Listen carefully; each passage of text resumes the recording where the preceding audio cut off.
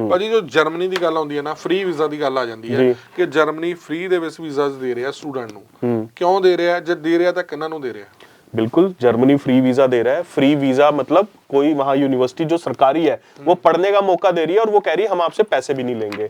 बिल्कुल है, उसके लिए बच्चे को डच लैंग्वेज सीखनी पड़ेगी, जो जर्मन लैंग्वेज है। बच्चे को डच लैंग्वेज सीखनी पड़ेगी, डच लैंग्वेज क्लियर करनी पड़ेगी। वहां की सरकारी यूनिवर्सिटी, बिल्कुल टेस्ट होता है जी, सरकारी यूनिवर्सिटी का टेस्ट होगा, सरकारी यूनिवर्सिटी में एडमिशन लेनी पड़ेगी, तब जाकर वो विद फुल स्कॉलरशिप वहां पर पढ़ सकता है। बट हमारे इंडिया में डच लैंग्वेज सीखने वाले 100 में से सिर्फ 2 बच्चे हैं, तो ओवरऑल 6 बैंड आइल्स के साथ अप्लाई करते हैं प्राइवेट यूनिवर्सिटीज में। बर्लिन मेन शहर है जर्मनी का जहां पे वो अप्लाई करते हैं, और वीजा सक्सेस रेट इस वक्त जर्मनी का 100% है। जो भी फाइल जा रही है वो सिर्फ वीजा ही आ रहा है जर्मनी का। सो अगर कोई फ्री अप्लाई करना चाहता है वो करे डच लैंग्वेज के साथ। अगर कोई डच लैंग्वेज नहीं कर सकता या उसके स्कोर नहीं आ रहे डच लैंग्वेज में, तो वो अप्लाई करे ओवरऑल 6 बैंड आइल्स के साथ।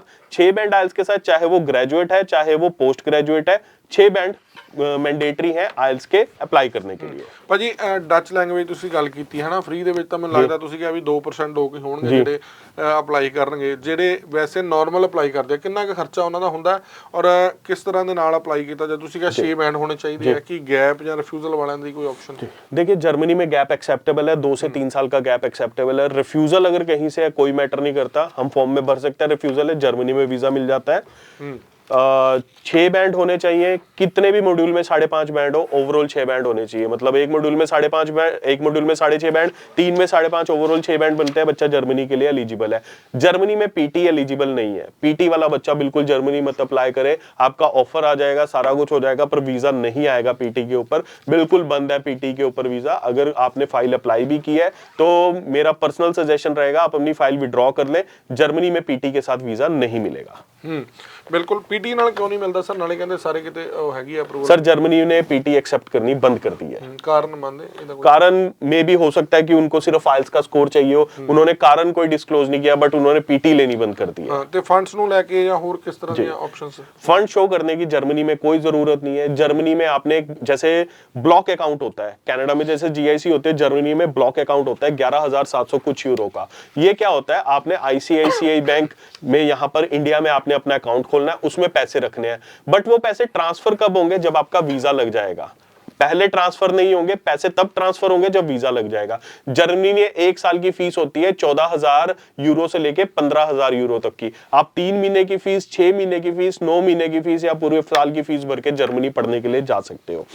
जितने साल का आपको 3 साल की बैचलर डिग्री लेनी जरूरी है, +2 के बाद 3 साल की बैचलर डिग्री ली, उसके बाद 18 महीने का स्टे बैक ऑप्शन मिलता है। स्टे बैक ऑप्शन क्यों मिलेगा आपको? जिसको हम वर्क परमिट बोलते हैं। 2 बार आपका स्टे बैक ऑप्शन एक्सटेंड भी होता है। आपको क्या करना है, आपने अपनी पढ़ाई करने के बाद अच्छी नौकरी ढूंढनी है, आपने एक जगह टिक के नौकरी करनी है। साथ साथ जर्मनी में आपकी जो पढ़ाई होगी वो होगी इंग्लिश लैंग्वेज में, बट आपको साथ साथ एक क्लास में डच भी सिखाई जाएगी ताकि आपको नौकरी ढूंढने में मुश्किल ना आए। मतलब आप फ्री में डच लैंग्वेज सीख सकते हो जर्मनी जाकर। सो अगर आपका मकसद है जर्मनी में एक अच्छी पढ़ाई करने का, एक अच्छी जॉब लेने का, तो आपको पढ़ाई के साथ साथ डच लैंग्वेज की पूरी नॉलेज लेनी भी पड़ेगी। डच लैंग्वेज की नॉलेज भी ऐसी होती है, रीडिंग, राइटिंग, स्पीकिंग और लिसनिंग। इसमें लेवल होते हैं ए बी सी लेवल होते हैं, A1 A2 B1 B2 C1 C2। तो आपको उन लेवल्स तक पहुंचाया जाता है। 3 साल आपने पढ़ना है, 3 साल में आपको पूरी डच लैंग्वेज सिखाई जाती है, ताकि जब आप पोस्ट ग्रेजुएट वर्क परमिट, जिसमें हम बोलते हैं स्टे बैक ऑप्शन में जाए, तो आपको नौकरी ढूंढने में मुश्किल ना आए। बिल्कुल, नौकरी करनी है ਕਿਸੇ ਵੀ ਮੁਲਕ ਦੇ ਵਿੱਚ ਤੁਸੀਂ ਜਾਣੇ ਹੋ ਤਾਂ ਧਿਆਨ ਦੇ ਨਾਲ ਜੇਕਰ ਤੁਸੀਂ ਪੜ੍ਹਾਈ ਨੂੰ ਪ੍ਰੈਫਰੈਂਸ ਦਿੰਦੇ ਹੋ ਤਾਂ ਬਹੁਤ ਆਪਸ਼ਨਸ ਤੁਹਾਨੂੰ ਮਿਲ ਜਾਂਦੀਆਂ ਜੌਬ ਦੀਆਂ ਵੀ। ਜਿਵੇਂ ਹੁਣੇ ਆਪਾਂ ਯੂਐਸ ਦੀ ਭਾਜੀ ਗੱਲ ਕਰ ਰਹੇ ਸੀ ਕਿ ਗਵਰਨਮੈਂਟ ਜੌਬ ਵੀ ਤੁਸੀਂ ਜਿਹੜਾ ਹੈ ਲੈ ਸਕਦੇ ਹੋ ਜੇ ਤੁਸੀਂ ਅੱਛੇ ਤਰੀਕੇ ਨਾਲ ਪੜ੍ਹਦੇ ਹੋ। ਪ੍ਰਾਈਵੇਟ ਜੌਬ ਬਹੁਤ ਹੈਗੀਆਂ ਨੇ। ਤੇ ਨਾਲ ਦੀ ਨਾਲ ਭਾਜੀ ਜਰਮਨੀ ਦਾ ਪ੍ਰੋਸੈਸਿੰਗ ਟਾਈਮ ਹੈ ਕਿੰਨਾ ਕੁ ਹੈਗਾ, ਕਿ ਜਰਮਨੀ 'ਚ ਵੀ ਕੋਈ ਇੰਟਰਵਿਊ ਹੁੰਦੀ ਹੈ, ਕੋਈ ਡੇਟਸ ਇਸ ਤਰ੍ਹਾਂ ਦੇ ਲੈਣੀ ਪੈਂਦੀ है जिवें यूएस दी है? देखिए, जर्मनी में कोई इंटरव्यू नहीं है, बट यस जर्मनी में हमें डेट्स लेनी पड़ती हैं। वो डेट्स अभी तो मिल रही हैं, बट जर्मनी का जो प्रोसेसिंग टाइम है वो 3 से 4 महीने का है, क्योंकि सबसे पहला स्टेप है आपको एक एपीएस सर्टिफिकेट अप्लाई करना पड़ता है। एपीएस सर्टिफिकेट होता है आपकी डिग्रीज की, जो भी आपने +2 में किया है या ग्रेजुएशन में किया है, उनकी वैल्यूएशन करते हैं। उसका टाइम 45 से 60 दिन का है। सिर्फ एक वही टाइम कंज्यूमिंग जो है प्रोसेस है, उसके बाद सारा प्रोसेस बहुत सिंपल है। ਤੇ ਵੈਸੇ ਜਰਮਨੀ ਚ ਮਾਹੌਲ ਕੀ ਹੈ ਕੰਮ ਨੂੰ ਲੈ ਕੇ, ਜਾਂ ਕੋਈ ਸਟੂਡੈਂਟ ਗਏ ਹੋਣ ਉਹਨਾਂ ਦਾ ਕੋਈ ਫੀਡਬੈਕ ਕਿਸ ਤਰ੍ਹਾਂ ਦਾ ਹੈਗਾ? जी, जर्मनी में ऑलरेडी काम है। ये बात तो मैं सभी को बताऊं कि जब 90s की बात है, जब कनाडा यूएसए कोई नहीं जाता था, तब एक कंट्री थी जहां पर जाना शान समझी जाती थी, जहां पे जाना हर कोई बंदा चाहता था, वो थी जर्मनी। आज भी जो एंसेस्टर्स हैं कई हमारे, वो जर्मनी में सेटल्ड है, वो कनाडा यूएसए में सेटल्ड नहीं है।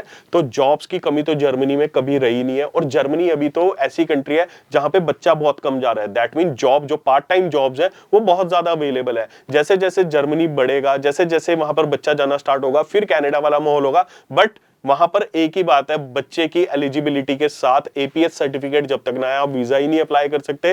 ओवरऑल 6 बैंड के साथ कर सकते हो। एम्बेसी में जाके फाइल खुद सबमिट करनी है, बच्चे ने फाइल हम तैयार करके देंगे, तब आप जर्मनी जाओगे। बच्चा जर्मनी जाने से आज डरता क्यों है? वो एक ही रीजन है कि उनका कोई रिश्तेदार नहीं रहता। तो मैं यही बोलूंगा, जहां पर कमाई आपकी अच्छी हो रही हो, जहां पे आपको सेटलमेंट अच्छी हो रही हो, उस कंट्री में जाके आप पढ़ो और कमाई करो। आप ये मत देखिए कि आपको संभालने वाला कोई नहीं है।